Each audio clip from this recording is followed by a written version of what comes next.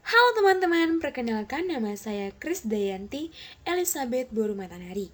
Saya mahasiswa semester 5 dari Sekolah Tinggi Pastoral Kata Ketik Santo Fransiskus Assisi Semarang. Nah, tujuan pembuatan video ini untuk memenuhi tugas dari mata kuliah Bioetika Kristiani. Nah, pada video kali ini kita akan membahas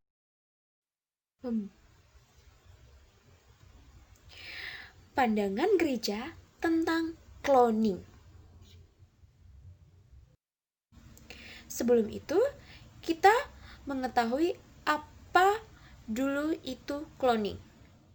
Nah, cloning adalah suatu upaya tindakan untuk memproduksi atau menggandakan sejumlah individu yang hasilnya secara genetik sama persis atau identik yang berasal dari induk yang sama, mempunyai susunan jumlah dan gen yang sama.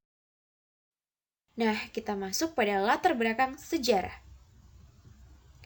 Kemajuan dalam pengetahuan dan perkembangan terkait dalam prosedur biologi molekuler, genetika, dan pembuahan buatan telah lama memungkinkan untuk bereksperimen dan berhasil mencapai cloning tumbuhan dan hewan. Nah, kelahiran domba Dolly diberitakan pada tanggal 27 Februari tahun 1997 melalui upaya ilmuwan Skotlandia yang bernama John Wilmot dan KHS Campbell dan tim mereka di Edinburgh Roslin Institute. Pemberitaan ini memiliki efek yang tidak biasa pada opini publik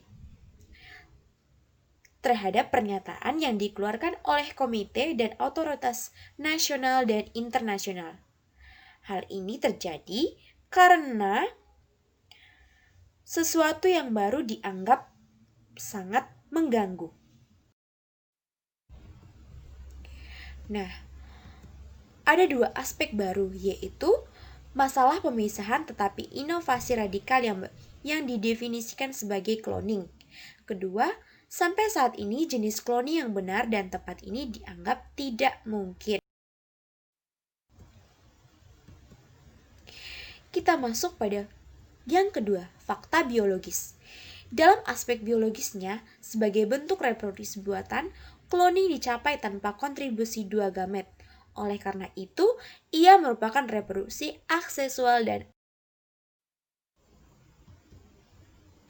perlu ditekankan kembali bahwa perkembangan individu yang diperoleh dengan cloning terlepas dari kemungkinan mutasi dan mungkin ada banyak harus menghasilkan struktur tubuh yang sangat mirip dengan donor DNA-nya.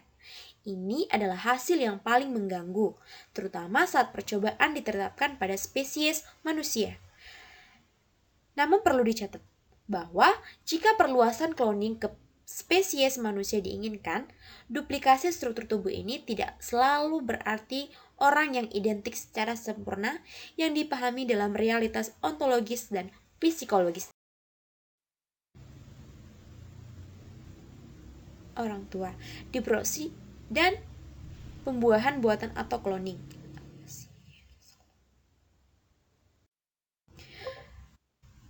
Nah, yang kedua, masalah etis yang terkait dengan klon manusia. Cloning manusia termasuk dalam proyek genetika yang mewakili manipulasi radikal dari relasionalitas dan komplementaris konstitutif yang merupakan asal mula prokreasi manusia baik dalam aspek biologis maupun personalnya.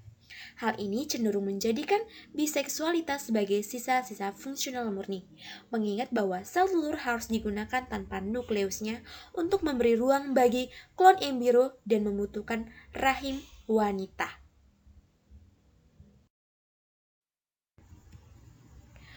Wanita dieksploitasi secara radikal dan direduksi menjadi beberapa fungsi biologis murni, yakni menyediakan sel telur, dan rahim. Peneliti melihat kemungkinan membangun rahim buatan, langkah terakhir untuk memalsukan manusia di laboratorium. Dalam proses cloning, hubungan dasar pribadi manusia diputarbalikkan. filiasi, kerabat, kekerabatan, dan orang tua.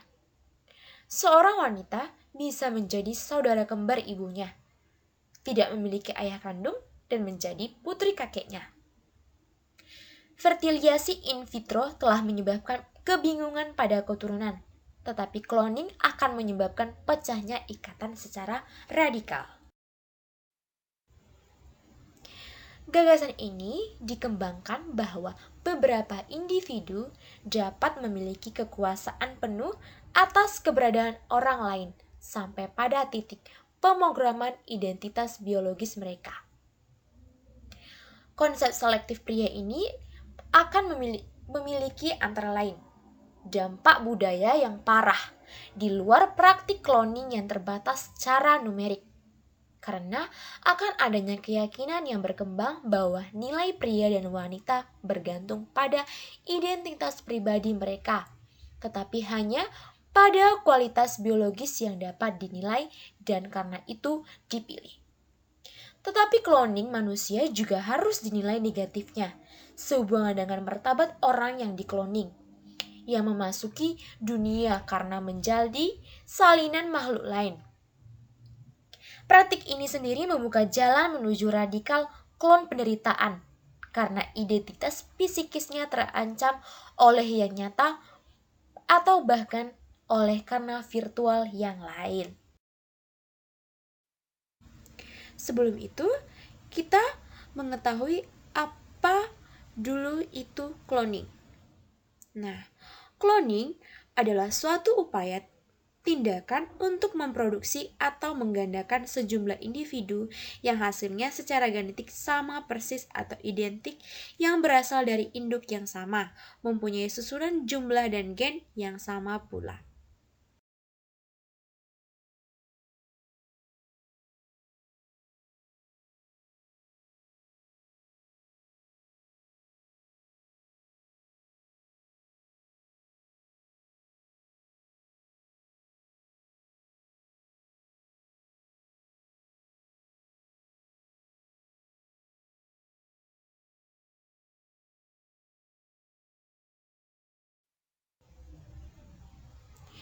Semua alasan moral yang mengarah pada kecaman terhadap fertilisasi in vitro dan kecaman radikal dari fertilisasi in vitro hanya untuk tujuan eksperimental juga harus diterapkan pada cloning manusia. Proyek cloning manusia mewakili penyimpangan mengerikan yang mendorong seks bebas nilai dan merupakan tanda Malaysia yang mendalam dari peradaban kita, yang memandang sains, teknologi, dan kualitas hidup sebagai pengganti makna kehidupan serta keselamatan.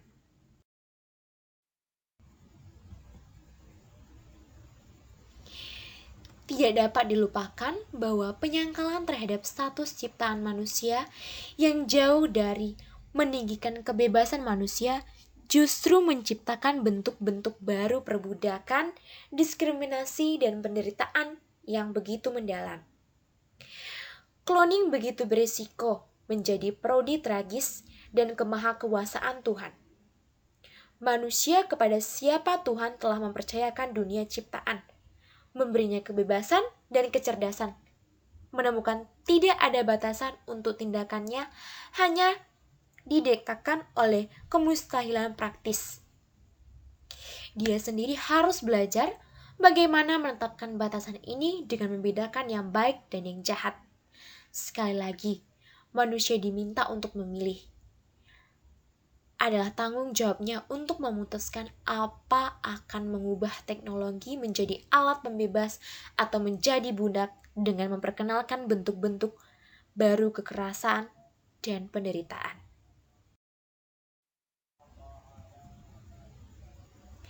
Menghentikan proyek cloning manusia adalah kewajiban moral yang harus diterjemahkan ke dalam istilah budaya, sosial, serta legislatif.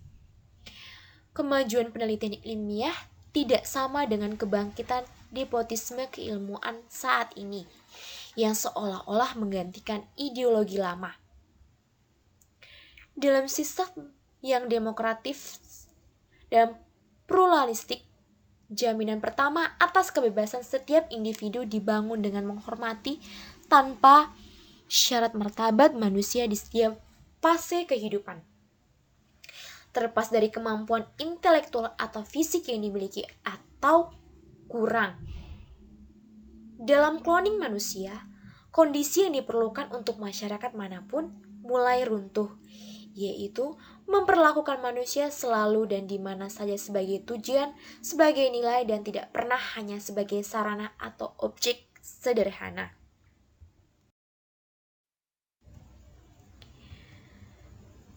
Keempat, hak asasi manusia dan kebebasan penelitian. Pada tataran hak asasi manusia, kemungkinan cloning manusia merupakan pelanggaran terhadap dua prinsip dasar yang mendasari semua hak manusia, yaitu prinsip kesetaraan antara manusia dan prinsip non-diskriminasi.